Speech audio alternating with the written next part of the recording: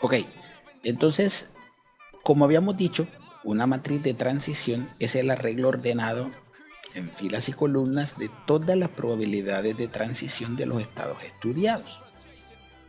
Quiere decir que si estamos estudiando un fenómeno en donde los estados son, por ejemplo, las condiciones del dólar de subir, de bajar o de mantenerse, esos estados iniciales van a tener unos estados también finales.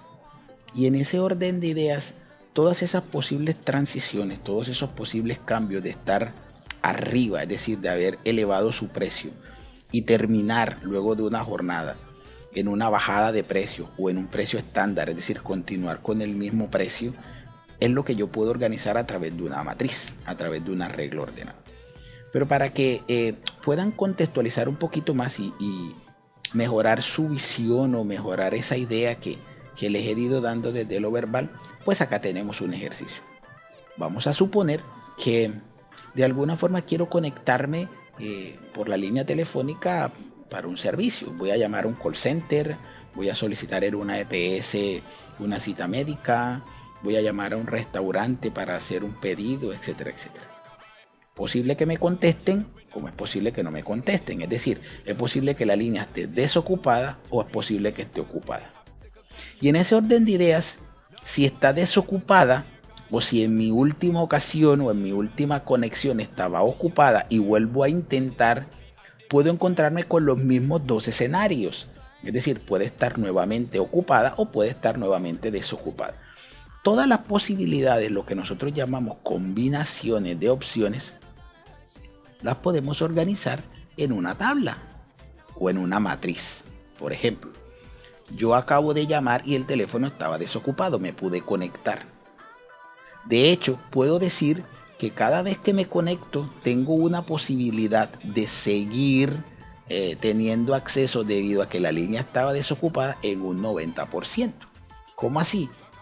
Porque por registros históricos yo tengo de que cada vez que llamo, por ejemplo, de 10 veces o de las últimas 10 veces que he llamado, 9 veces me he podido contactar inmediatamente. Eso quiere decir que la línea a donde llamé estaba desocupada.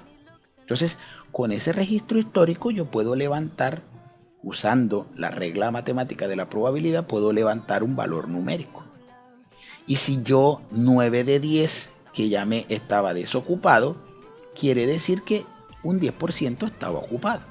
Ahora bien, si cuando llamé la vez anterior estuvo ocupado, ¿qué podrá pasar la siguiente vez? No, es que eso es un valor desconocido porque es el futuro. Bueno, vamos a revisar qué sucedió las veces anteriores que yo llamé cuando estaba ocupado. No, es que 3 veces de 10 llamé y estaba desocupado luego de que estaba ocupado. Ok, entonces puedo ir estableciendo que es el 30%. Y si cuando estaba ocupado a la vez siguiente estaba desocupado solo un 30%, quiere decir que el 70% de las veces que estaba ocupado continuó ocupado. Es decir, organicé de una manera cuadriculada la información de todas las distintas posibilidades probabilísticamente hablando. Pero también lo puedo hacer a través de un dibujo. Si yo le doy, por ejemplo, pues quise tomar un esquema aquí un poco más binario y le dije que estar ocupado es el número 1 y estar desocupado es el número 0. Aunque pudo haber dicho O de ocupado y D de desocupado. Pero bueno, eso es intrascendente como lo nombre. Incluso hasta con el nombre completo lo podemos colocar. Pero lo que estoy diciendo aquí es que si estaba desocupado, el 90% de las veces a la siguiente ocasión voy a continuar desocupado o la línea va a continuar desocupada. Eso es el equivalente a que si en un primer instante estaba desocupado, el 10% de las veces va a estar ocupado. En otras palabras, el mismo dibujo está representando la matriz de transición. En el dibujo estoy mostrando cómo voy de un estado a otro, es decir, de estar desocupado a ocupado o de ocupado a desocupado, o mantener el estado, estar ocupado y seguir ocupado, o estar desocupado y continuar desocupado. Aquí podemos ver los eslabones. Los eslabones son las uniones que hay entre un estado y otro. En este caso, los estados que se están interrelacionando son los estados estar ocupado o estar desocupado. Y los voy conectando de acuerdo a esa característica. Entonces, todos los conceptos generalizados que vimos anteriormente, que les nombré, pues aquí con un ejemplo muy sencillo, pues los estamos visualizando. Pero hablando de cadenas de Markov, no es solamente la parte conceptual la importante. Es también interesante saber que esos estados que están siendo objeto de estudio se caracterizan o se diferencian por sus características entre uno y otro. Entonces podemos encontrar que existen 4 clases de estados, básicamente los que vamos a ver en este momento. Estados transitorios, estados recurrentes, estados estables y estados absorbentes. 4 estados que van a ser objetos de estudio por nosotros y que los vamos a dividir de alguna forma por conveniencia, por características similares. Vamos a estudiar en una primera etapa los 3 primeros, es decir, los recurrentes, los transitorios y los estables, y en una segunda etapa no muy lejana, luego de esta primera que les estoy explicando, vamos a estudiar los estados absorbentes. Pero ¿qué es eso de estados recurrentes, estados transitorios y estados absorbentes? Por ejemplo, transitorio. No vamos a hablar aquí un poco profundo de otras asignaturas y de otras ramas del saber. Pero por ejemplo, ningún estado anímico desde lo conceptual es totalizado. Yo no voy a estar toda la vida feliz, ni voy a estar toda la vida triste, ni voy a estar toda la vida eufórico, ni voy a estar toda la vida acongojado. Son estados transitorios, ¿sí? Muchos de los estados de la materia son transitorios, ¿sí?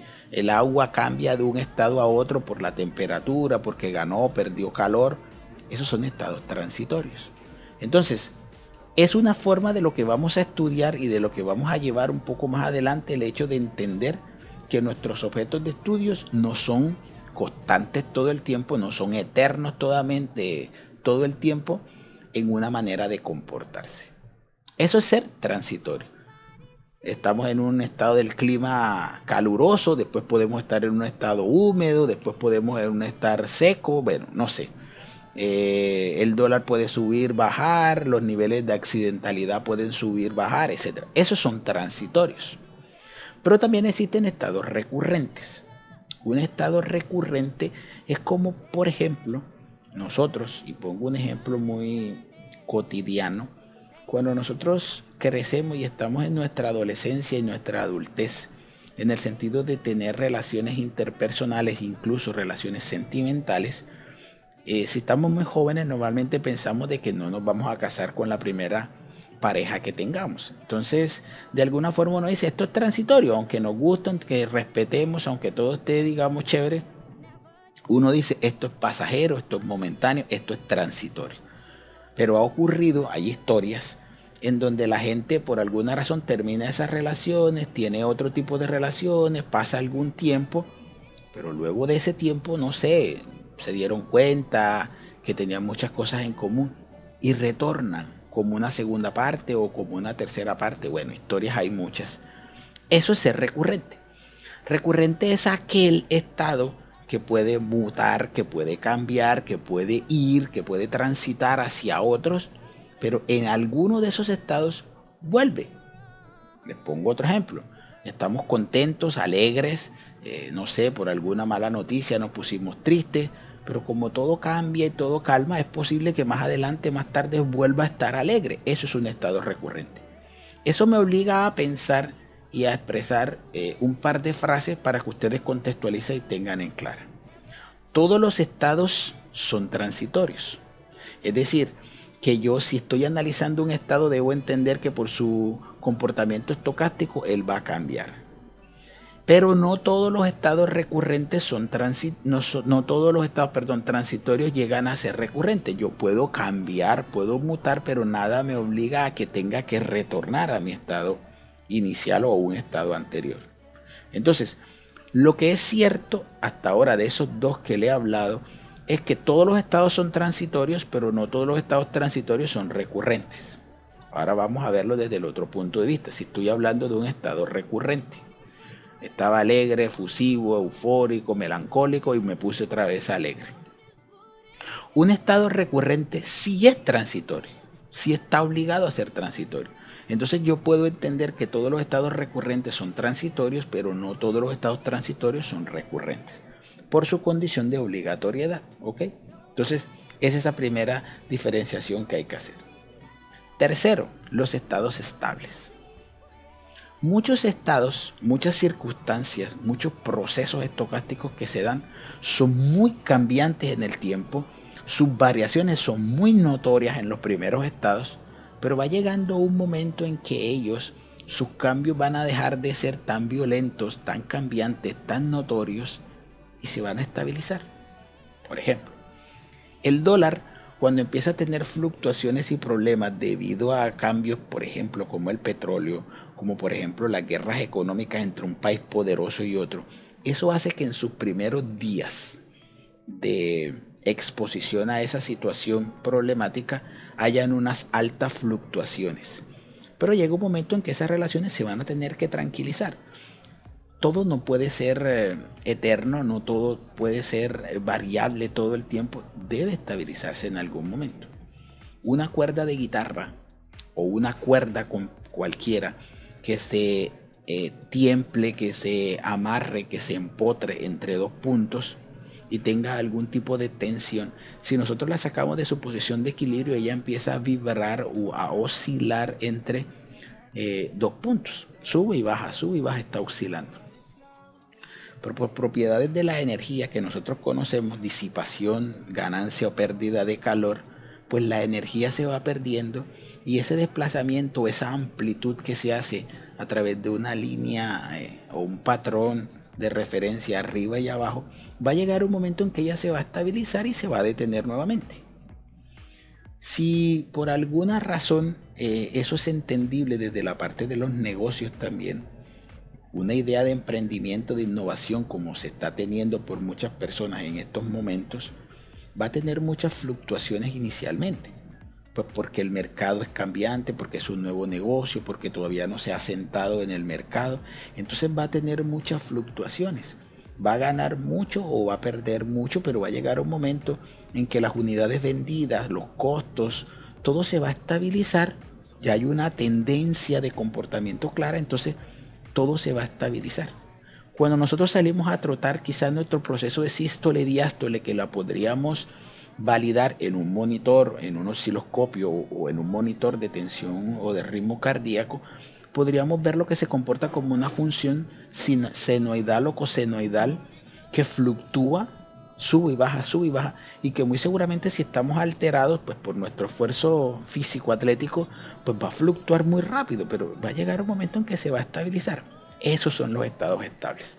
Los estados estables fluctúan mucho, pero llega un momento en que esas transiciones, esos cambios, ya van a dejar de ser tan notorios y van a tener una tendencia que nosotros podemos decir al final, como en el cálculo matemático de los límites, que su fluctuación tiende a ser cero, a tal punto de que los cambios entre un estado pasado y un estado siguiente son tan diminutos, son tan reducidos que puedo concluir que son los mismos. Y si un estado pasado versus un estado futuro o presente son los mismos, es decir, lo de ayer fue igual a lo de hoy o lo de hoy es igual a lo de mañana, quiere decir que ya he llegado a una estabilización.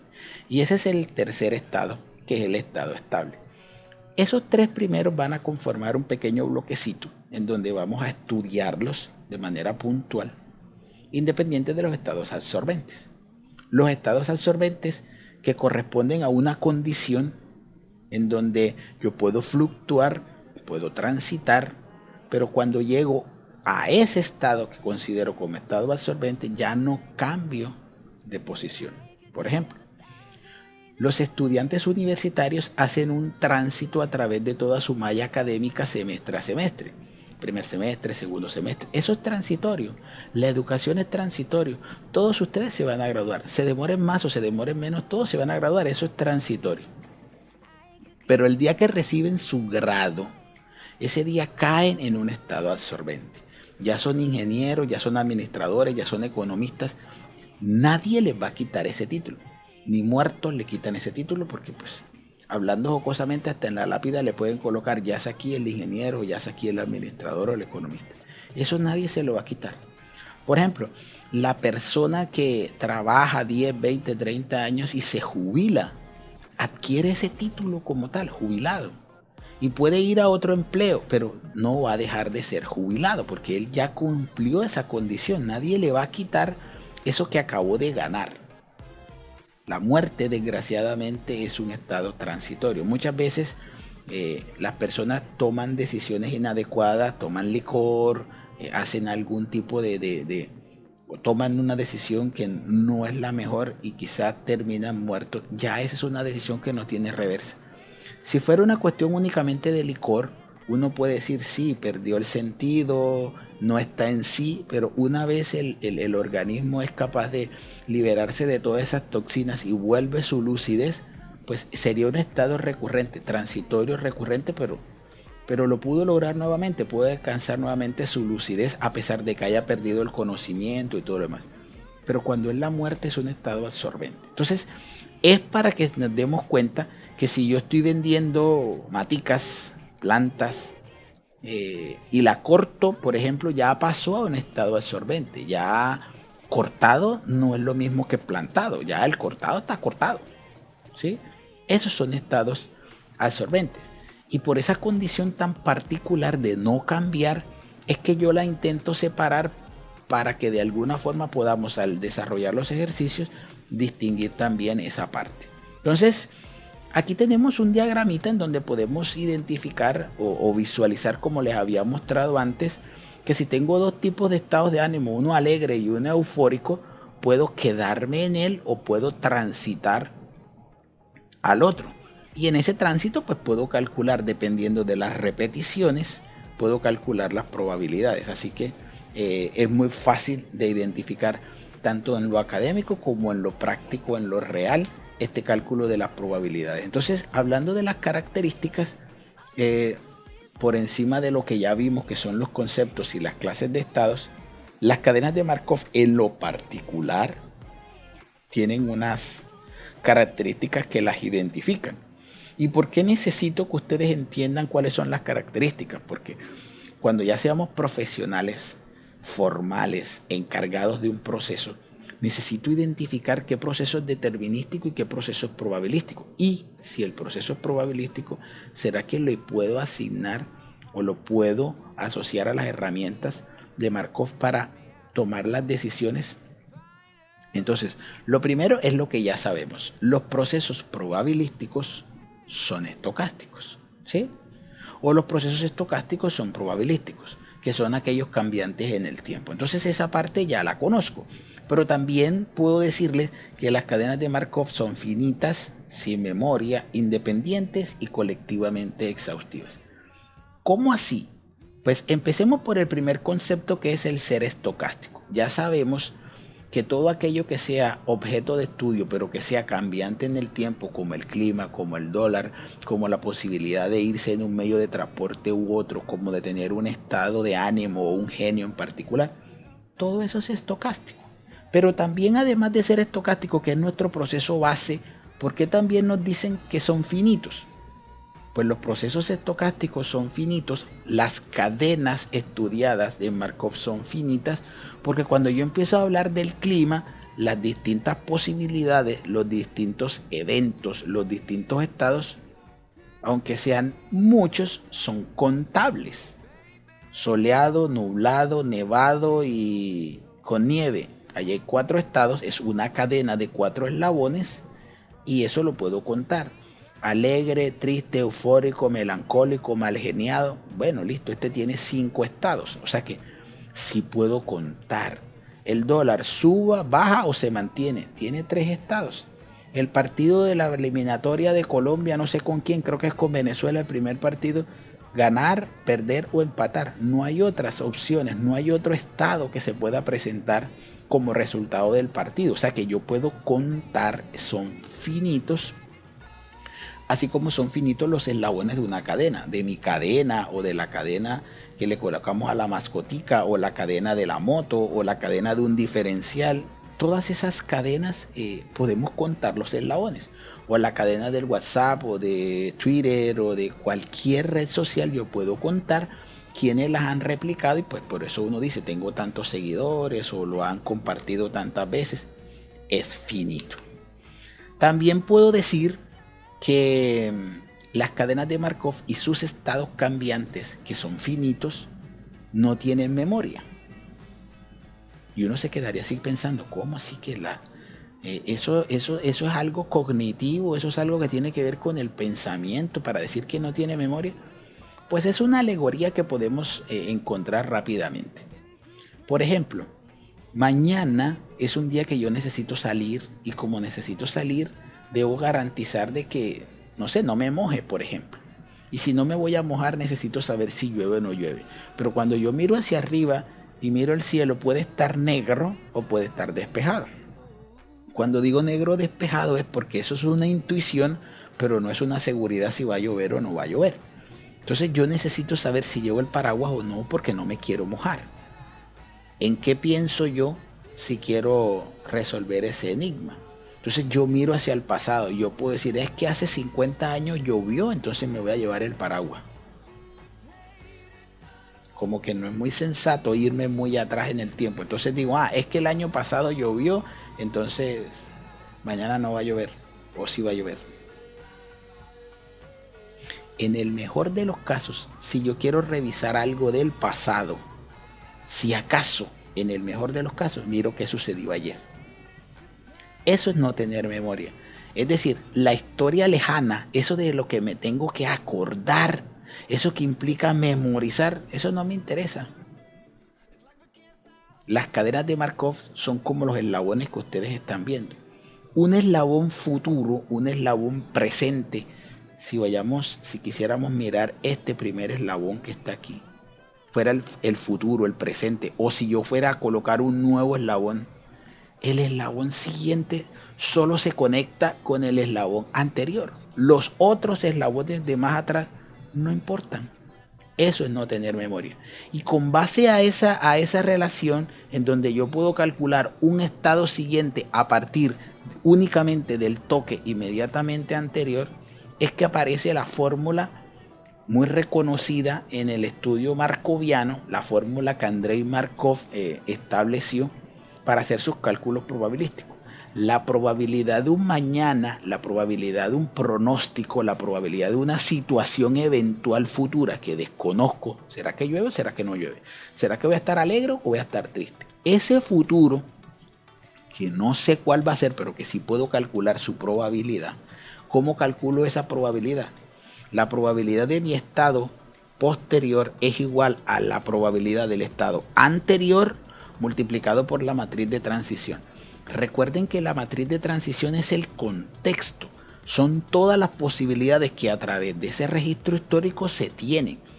Yo no puedo decir el cielo está negro y va a llover si nunca he estudiado el cielo.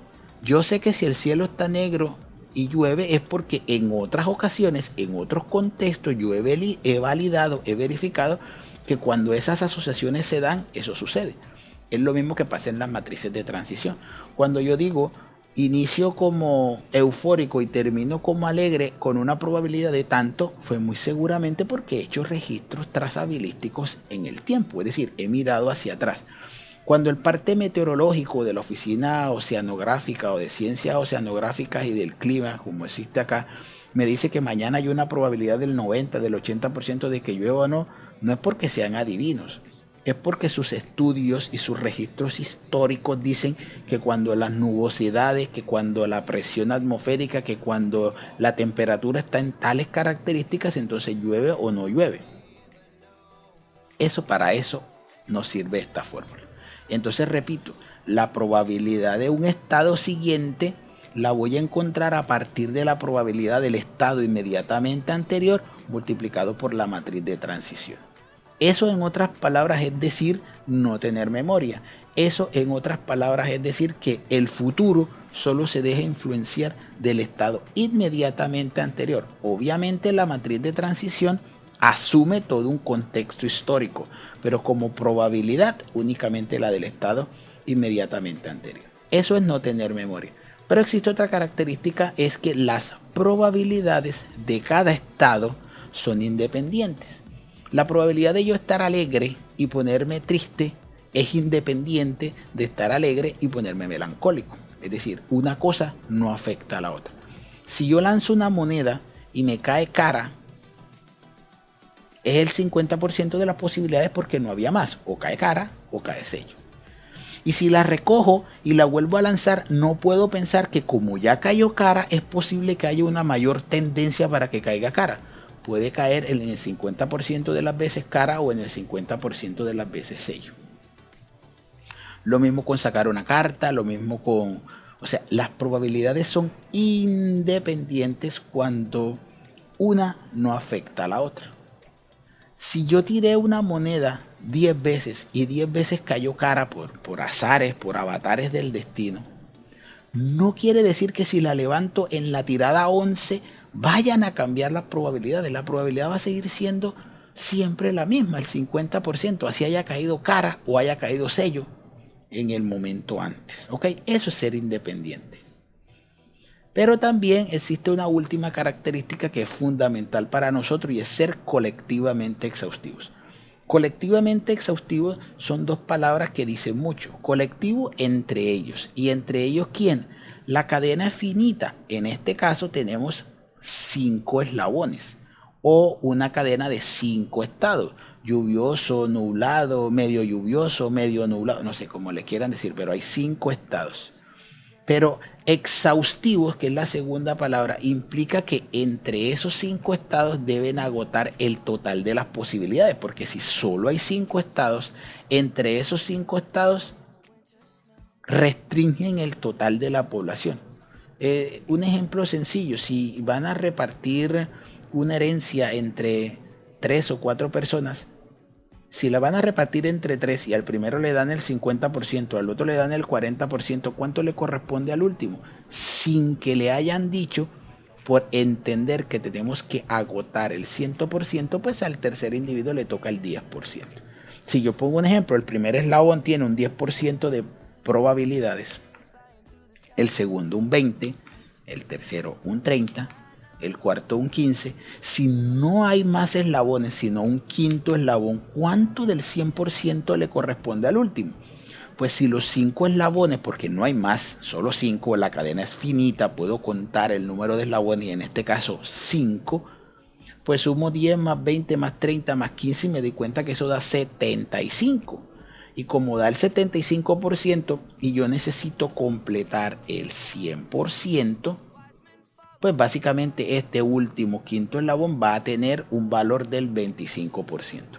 Con esa característica importante, yo estoy asumiendo, entendiendo, comprendiendo y dejando en claro que las cadenas son finitas y que en ese orden de ideas, esa cantidad finita debe asumir el 100% de las probabilidades. Cosa de que si me hace falta algún valor o dos, tengo que repartirlos de la manera adecuada para que cumpla el 100%.